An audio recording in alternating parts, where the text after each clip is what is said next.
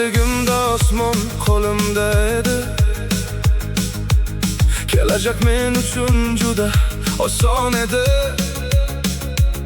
Men o'ylagandim hamma yo'l ochiq.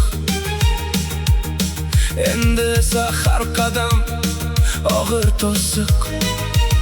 Har kuni bir xil shahar, bir xil yuzlar, bir xil tong, bir xil kechalar. O'zgarmaydi hech narsa, faqat men o'zim. Ichimda sinib borayotgan ovozim. Men ham orzuman dedim bir payt, dunyo mening qo'limda deb yurgan payt. Endi esa vaqtga sig'mayman o'zim. O'zimga ham yetmay qolgan hayotim. Har kuni niqob kiyib yashayman jim, kuchli ko'rinish mening majburiy obrazim. Ichimda esa charchoq dog' bo'lib yotar. Hech kim ko'rmaydi, hech kim sezmaydi. Men dam ololmadim, men o'zimni unutdim. Va endi biz faqat davom etyapmiz. Biz kim edik, biz kim bo'ldik, kim bo'lmoqchi edik.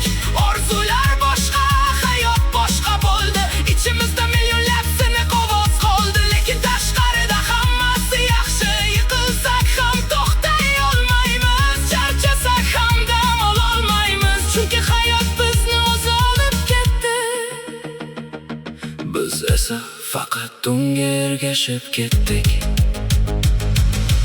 Men kuchli bo'lishga majbur bo'ldim, o'zimni unutishga ham rozi bo'ldim. Har bir xato ichimda qolib ketdi, vaqt ularni o'chirib yubormadi.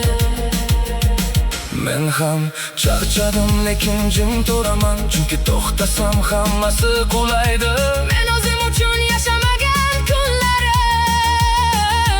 Endi faqat xotira bo'lib qoladi. Men kelajakni boshqacha ko'rgan edim. Men ham, Lekin biz boshqa hayotga tushib qoldik. Biz kim edik, biz kim bo'ldik? Shu edimi bizning orzular? Toshdek hayot bizni sindirdi, lekin to'xtatmadi. ichimizda urush emas, og'ir sukut. Lekin yurak hali ham urmoqda kuchli. Biz yiqilmaymiz, Biz faqat davom etamiz. har bir og'riq bilan yana osamiz.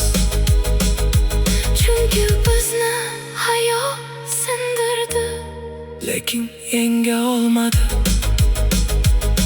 Biz hali ham shu yerdamiz.